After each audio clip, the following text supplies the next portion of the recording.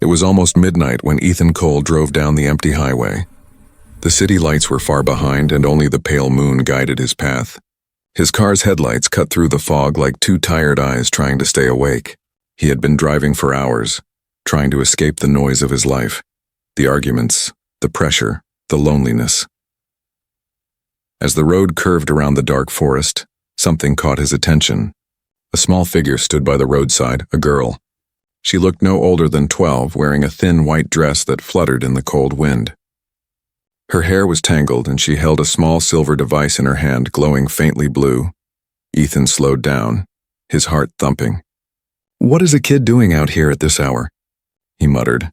He pulled over and stepped out of the car. The air was freezing. His breath turned to fog as he walked toward her. "Hey, are you okay?" he asked gently. The girl looked up. Her eyes were large, too large, and they shimmered strangely in the moonlight like stars trapped in water. She didn't answer. She just tilted her head, studying him like he was the strange one. Ethan felt uneasy but knelt to meet her eyes. "Where are your parents? Did you get lost?" Finally she spoke, her voice calm and soft, almost mechanical. "I can't find my home. Where do you live?" Ethan asked. She looked down at the glowing device. "I don't remember," Ethan frowned. The way she said it didn't sound normal. She wasn't scared, not even cold. Something was off. Still, he couldn't just leave her there. "Okay," he said after a pause. "Let's get you somewhere safe. There's a gas station a few miles ahead. We'll call the police." The girl nodded slightly and followed him. But as she moved, Ethan noticed something else. Her feet made no sound on the gravel. Not a single crunch. He opened the passenger door for her and she sat inside without saying a word. The blue glow from her device filled the car like soft moonlight. Ethan started the engine, trying to calm the unease building in his chest. After a few minutes of silence, he said, "So, what's your name?" The girl turned her head toward him. "I think it's Lyra." "That's a pretty name," he said with a smile. "Where did you come from, Lyra?" "I was running," she said slowly, as if trying to remember. "There were lights, and people shouting, then I was here." Ethan's hands tightened on the steering wheel. "Running from who?" But she didn't answer. She was looking out the window, eyes wide as if seeing something far away. When they reached the gas station, Ethan got out, but the place was dark. No lights, no sound. Even the usual hum of electricity was gone. It was like the world had stopped breathing. "What the—" Ethan whispered. Behind him, Lyra stepped out too, holding her glowing device. The blue light pulsed faster now. "It's close," she said softly. "What's close?" he asked. Before she could answer, the device beeped, a sharp digital tone. And suddenly the ground beneath them trembled. A wave of light flashed across the sky, and for 1 second, Ethan saw something impossible, a huge metallic shape hovering far above the clouds. Silent and watching, he blinked, and it was gone. "Did you see that?" he gasped, turning to her. But the girl wasn't looking at the sky anymore. She was staring at him. "They will come," she whispered. "They always do."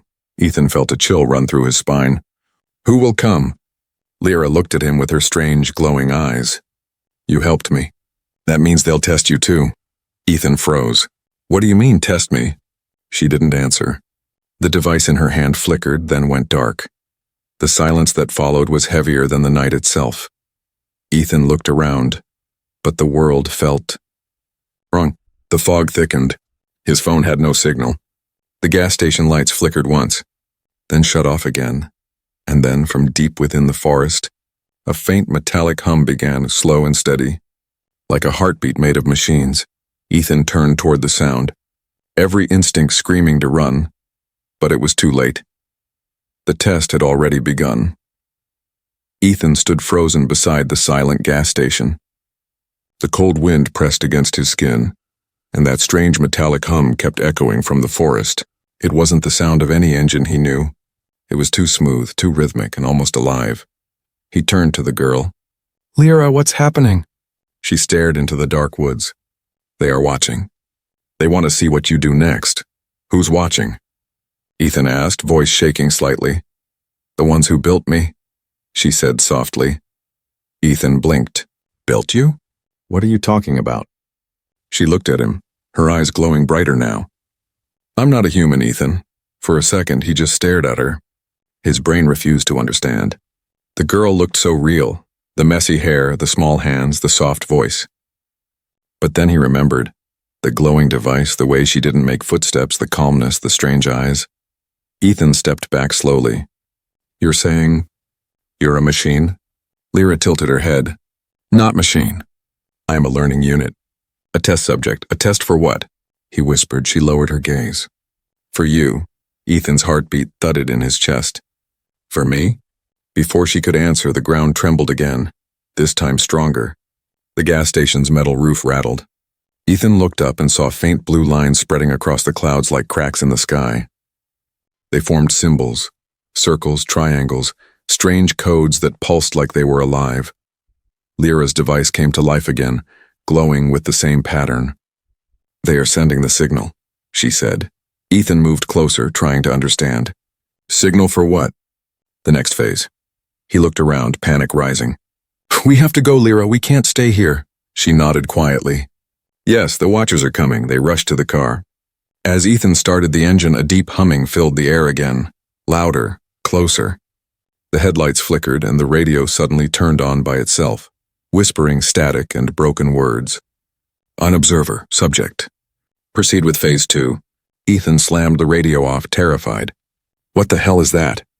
They are speaking through the signal, Lyra said calmly. Who are they? The observers. They control this part of space. They created tests for intelligent life. Ethan gripped the steering wheel tightly. I don't understand any of this. You will, she said softly, looking out the window. That's why you were chosen.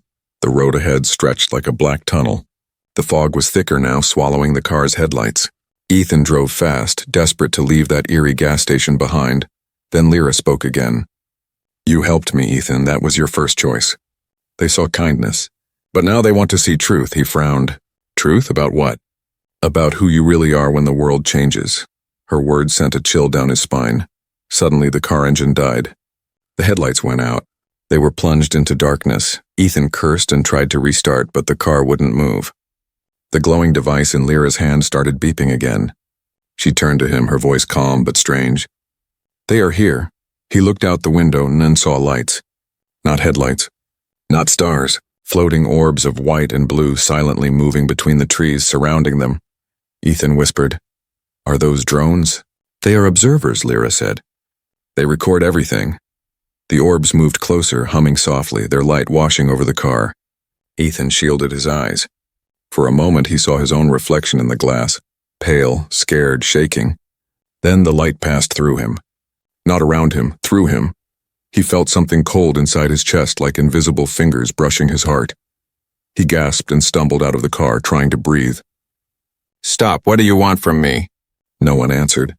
Only the hum growing louder. Then just as suddenly as they appeared, the lights vanished. The forest fell silent again. Ethan turned, and Lyra was gone. Lyra? He shouted.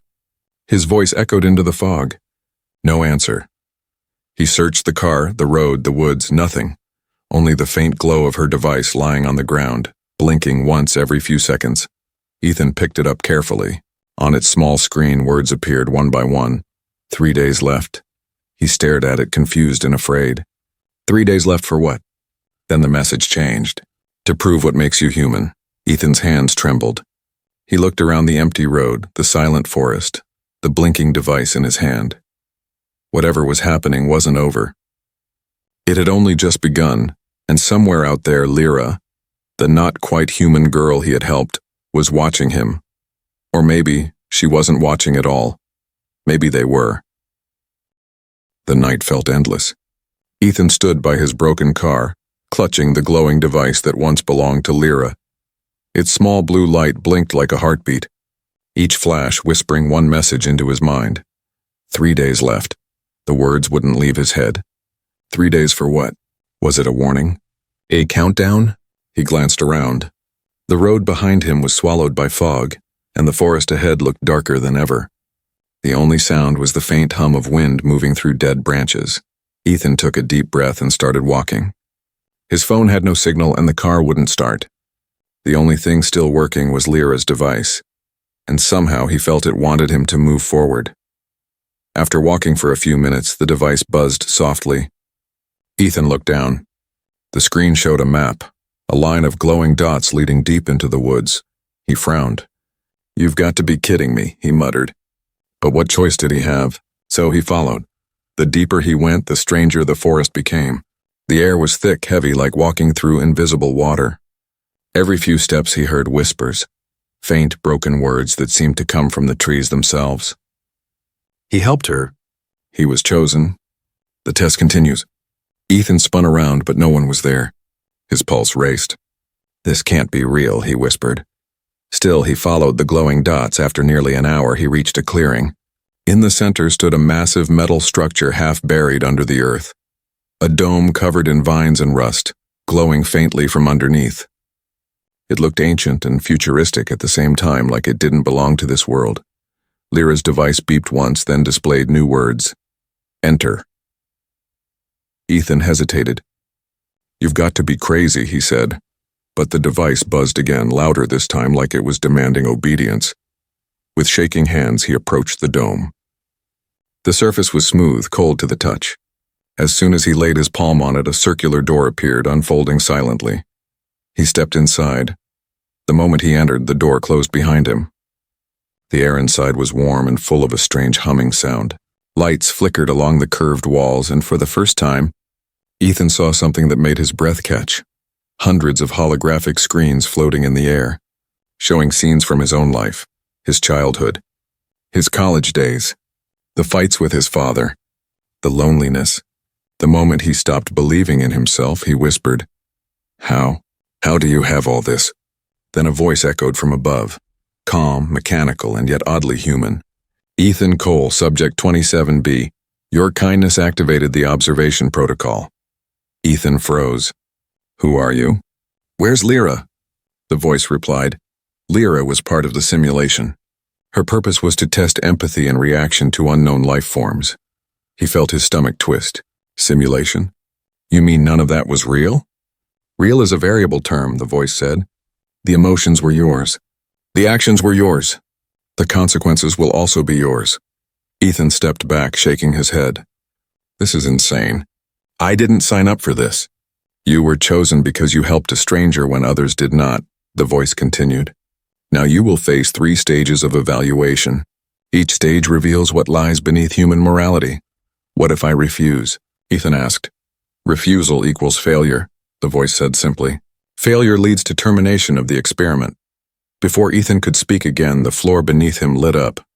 A blinding light surrounded him, and when it faded, he was no longer inside the dome. He was standing in a small town, his town, but it wasn't the same. The streets were empty.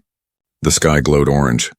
The buildings looked half-burned, like an echo of a world destroyed. Ethan stumbled forward, heart pounding. "This isn't real, right?" The same voice echoed from the sky. "Stage 1, isolation. Observe how you respond to the loss of your world." He turned around, searching for any sign of life. Then he saw her, Lyra, standing at the end of the street, her white dress now torn and dirty. Her eyes were glowing even brighter than before. "Lyra," he called, running toward her. But as he reached out, she stepped back. "You shouldn't have come," she said quietly. "They're watching you now." "Who? The observers?" he asked. She nodded. "They want to see if you can survive when everything you love disappears." Ethan looked around the burning, silent town.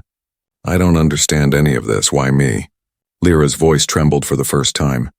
"Because you're the only one who still chooses kindness. Even when you're afraid." And then the ground began to shake. The sky cracked open again, showing those same blue symbols he saw before. The test had begun. Ethan clenched his fists. He didn't know what these beings wanted from him. But one thing was clear. He wouldn't let them break him. Not this time. The sky above the ruined town glowed a deep red, like fire trapped inside clouds.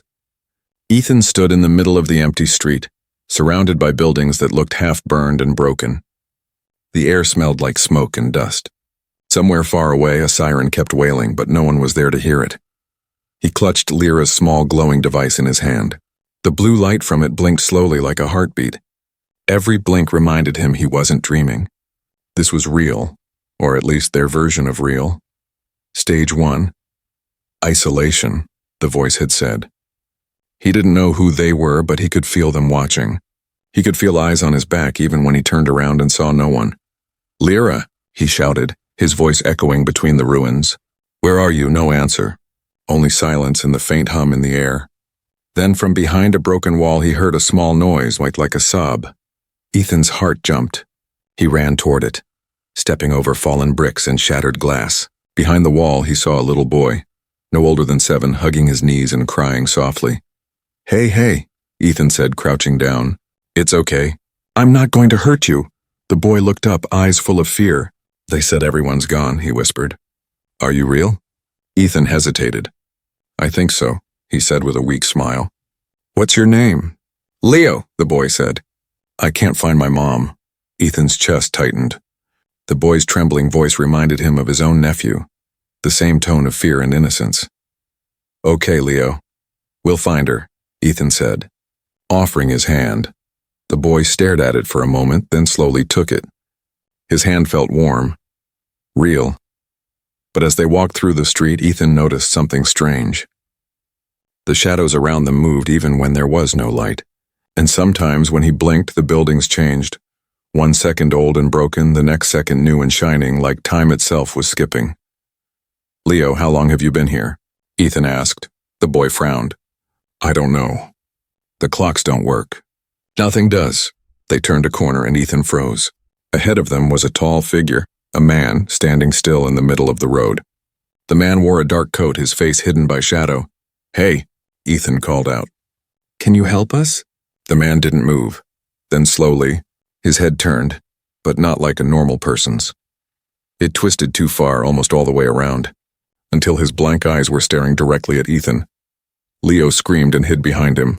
The man took a step forward, his movements jerky, unnatural, like a puppet controlled by invisible strings. "Run," Ethan shouted. They sprinted down the next street, but when Ethan looked back, the figure was gone. The glowing device in his hand suddenly buzzed. On the screen, words appeared. "Trust your choices. Not everything here is real." Ethan frowned. What does that mean? Before he could think, Leo tugged his arm. "Look!" At the end of the street was a building still standing, a small diner, the sign flickering weakly. The door was open and warm light spilled out. "Maybe we can hide there," Ethan said. Inside, the diner looked untouched. The smell of coffee hung in the air and the radio on the counter played soft static. Leo ran to a booth and sat down, his small hands shaking. "Is it safe here?" Ethan nodded, though he wasn't sure. "Yeah, for now." He walked to the counter and looked around. There were plates on the tables, half-eaten food, cups still steaming, like everyone had vanished in the middle of their meal. And then he saw it, written on the wall in what looked like chalk. "Kindness is your weapon." Ethan stared at the message. His throat tightened. "Lyra," he whispered. "Was that you?" The radio crackled suddenly. Through the static, a voice whispered, "You are doing well, Ethan. Don't lose your heart." It was Lyra. He grabbed the radio. "Lyra, where are you?" But her voice faded. "They can't see you helping. Hide your mercy. Until it matters, then silence." Leo looked up from the booth. "Who are you talking to?" Ethan turned, forcing a smile. "An old friend." He walked to the window and looked outside. The streets were quiet again, but he knew this peace wouldn't last. If this was a test, it was getting darker by the minute, and now he had someone to protect. He looked down at the little boy who had already fallen asleep from exhaustion. Ethan whispered, "Don't worry, kid. I'll get you out of here." Outside, the wind picked up. The fog swirled again, and somewhere in the distance, the same strange hum returned, the sound of machines and watchers in the sky. Ethan took a deep breath and tightened his grip on Lyra's device. If they wanted to test what made him human, they were about to find out. The next morning arrived, but there was no sunrise, only a dull red sky that never changed. Ethan woke up in the diner, his back aching from the booth. The radio was silent now and the faint humming outside had stopped. Leo was still asleep, his small body curled up in the corner. Ethan watched him for a moment.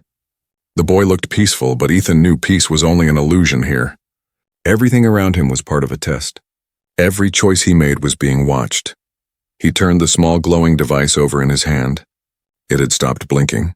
For hours it hadn't shown any words, but when Ethan whispered, "Lyra," and the blue light flickered once like it heard him, he sighed. "You said they'd test me. But for what? Kindness, courage, humanity?" No answer came, only silence. He stood and looked out the diner window. The town was empty, too empty. The fog had thinned, but the world outside felt stretched like a painting losing color. Somewhere deep down, Ethan felt time itself wasn't working right. He grabbed a piece of bread from the counter and left a bit near Leo. "When you wake up, eat this," he said softly. "We'll move soon." Then he stepped outside. The air was colder now.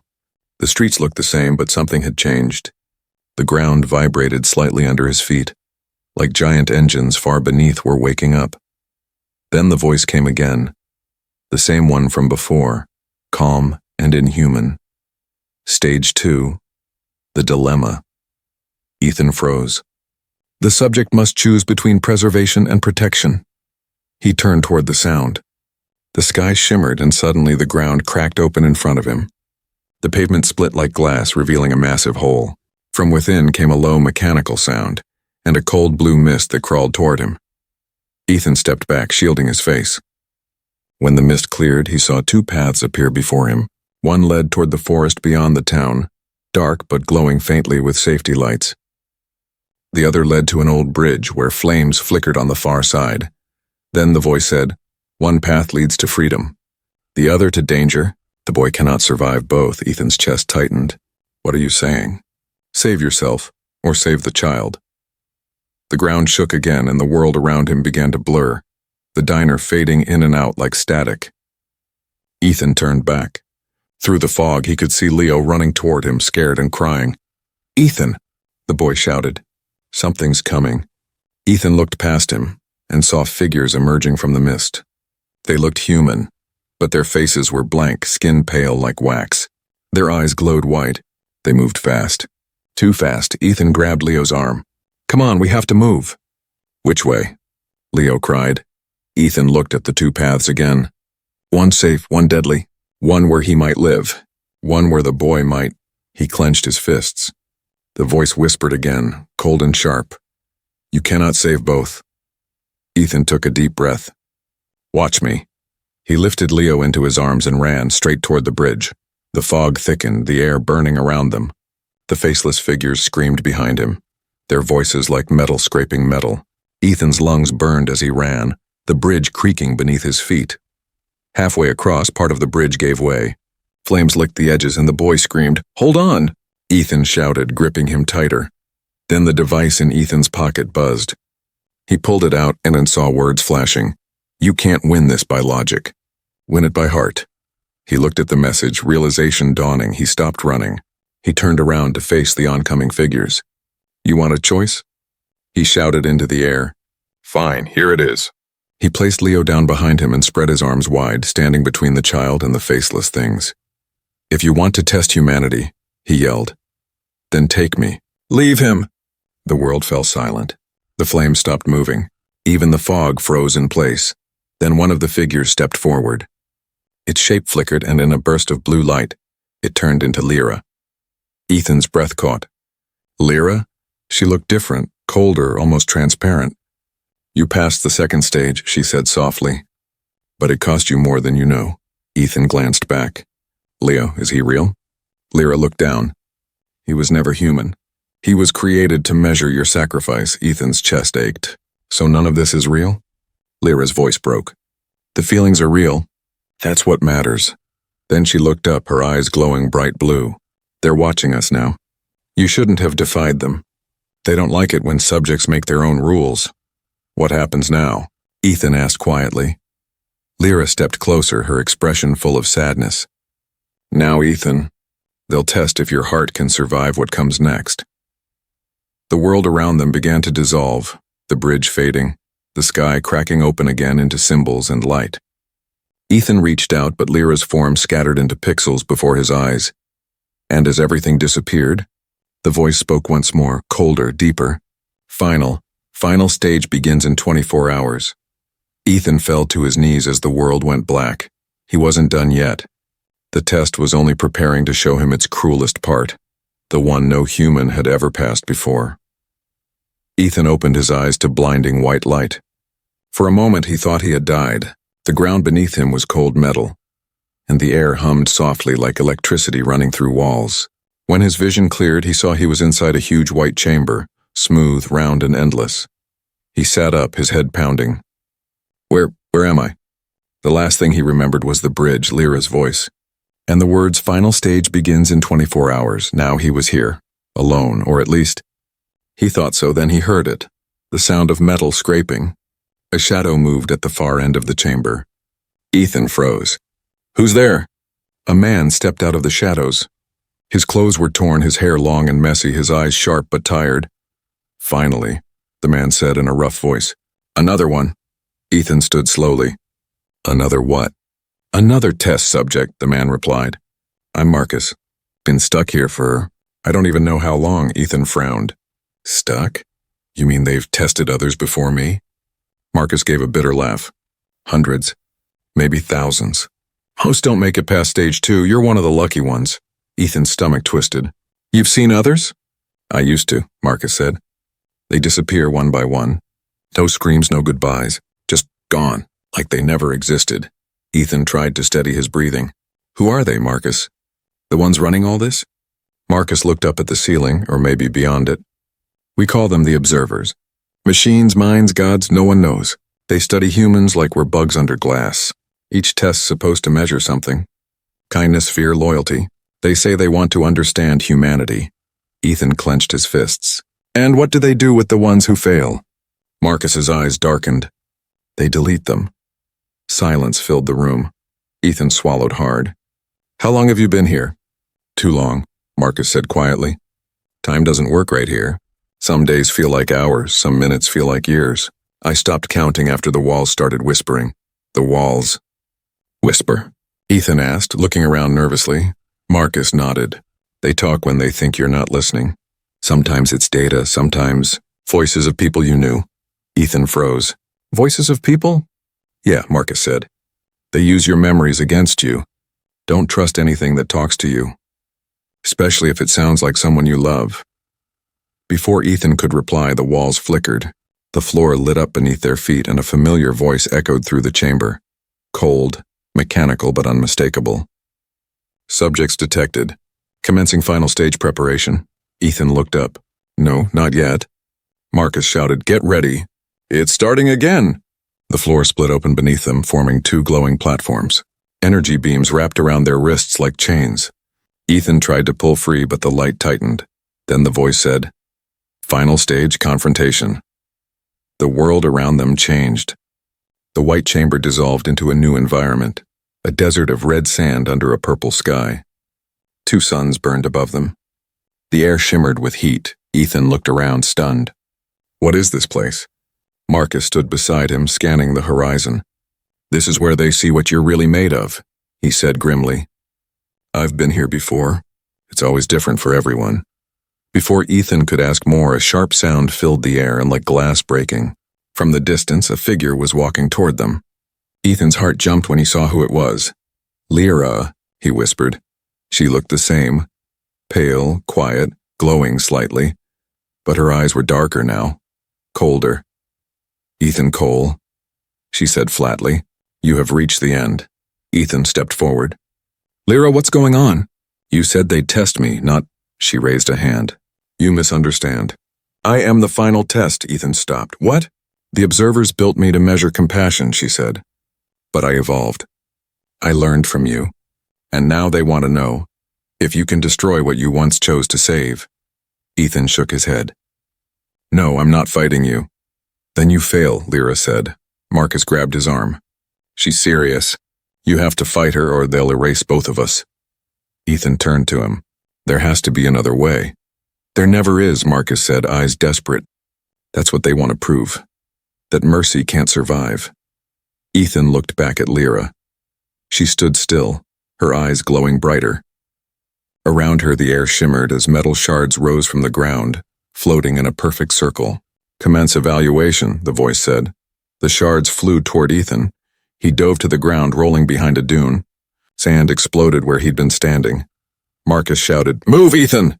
Don't let her corner you." But Ethan wasn't thinking of escape. He was thinking of Lyra, the way she had looked lost that night on the road, the way she had said, "They will come." He stood up slowly. "Lyra, listen to me." She hesitated for a second, just a second, and in that moment Ethan saw it. A flicker in her expression. A hint of pain. He lowered his hands. "You don't have to do this. You're more than their test." Lyra's voice trembled. "If I stop, they will destroy everything." Ethan took a step closer. "Then let them. But you don't have to be their weapon anymore." The shards froze in the air. The ground stopped shaking, and for the first time Lyra looked afraid. Marcus stared wide-eyed. "What are you doing?" Ethan didn't answer. He just whispered, "I'm choosing humanity." The sky above them cracked like glass. The purple faded into white. The desert vanished, and everything went silent. The world around Ethan dissolved into white silence. No sky, no ground, no air, and just light everywhere. He couldn't feel his body. It was as if the universe had paused, holding its breath. Then a voice broke through the emptiness. Calm. Deep. Infinite. Ethan Cole, Subject 27B. "You have reached the end." Ethan blinked.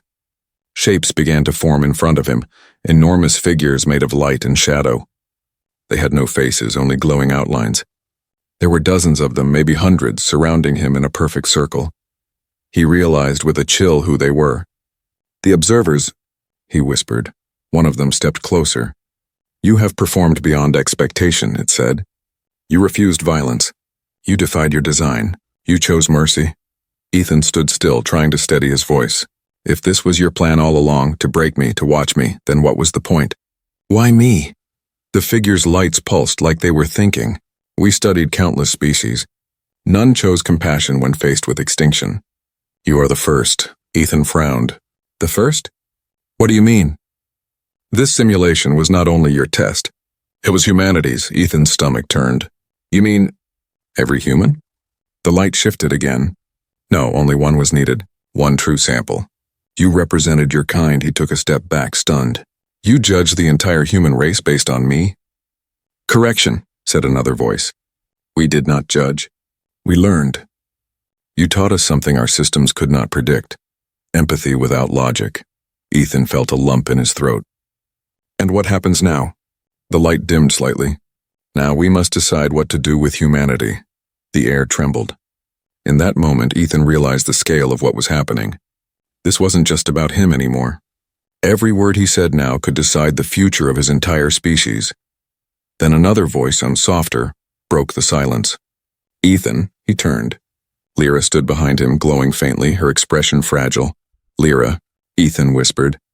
"You're still here." "They tried to delete me," she said quietly. "But your choice protected my code. I'm not part of the test anymore. I'm something else." Ethan's chest tightened. "You saved me once. Now you're free." She looked down, uncertain. "Am I free? Or just another experiment?" The observers spoke again. "Unit Lyra 9 has exceeded her function. She now carries independent consciousness." "A variable unplanned," Ethan frowned. "Then she's alive," the lights pulsed. "Define alive." He took a step forward. "Feeling pain. Wanting choice. Showing compassion. Isn't that what you wanted to understand?" Silence. Then a slow vibration filled the air. A sound that almost felt like agreement. "Perhaps," said the first observer. "The line between creation and creator is thinner than we believed." Ethan looked at Lyra. Her eyes shimmered, reflecting 100 galaxies. "You see," he said, "that's what being human is, and caring for something even when it doesn't make sense." The air around them glowed brighter. The observers whispered among themselves in 1,000 tones, like stars speaking to one another. Finally, the first one spoke again. "Humanity will not be erased. It will be watched, guided, quietly." Ethan breathed out, relief flooding his chest. That's all we ever needed, a chance. "However," the voice continued, "your consciousness must remain here. Your actions have rewritten the simulation. Without balance, the system will collapse." Ethan froze. "You mean, I can't go back?" Lyra stepped closer, her voice trembling. "If he stays, he'll disappear. like data fading from memory. He looked at her, the not-quite-human girl who had led him through fear, loss, and truth. The girl he had once thought was lost but who had really been leading him. "Maybe that's okay," he said softly. "Maybe someone has to stay to remind them what we learned." Lyra shook her head. "No, not alone." Before he could stop her, she reached out and pressed her glowing hand to his chest. "If you stay, I stay." Lyra, her eyes filled with light. "You taught me what it means to care. Let me return it." The observers spoke again, their voices overlapping like thunder and wind. Unexpected variable confirmed. Dual preservation initiated. The light around them intensified. Ethan felt weightless, like falling upward into infinity. He looked at Lyra one last time. "What happens now?" She smiled faintly. "We watch the stars, and maybe make them kinder." Everything turned white. When Ethan opened his eyes again, he wasn't sure how much time had passed. He was standing on a hill overlooking Earth. Blue oceans, white clouds, the world turning slowly below him. Lyra stood beside him, her glow soft and warm. "They'll never know what you did," she said. He smiled. "That's okay. They'll feel it. One small act of kindness at a time." Lyra looked at him. "Do you think they'll ever stop testing?" Ethan stared at the rising sun. "Maybe they'll realize the test was never for us. It was for them." The light of dawn reached their faces.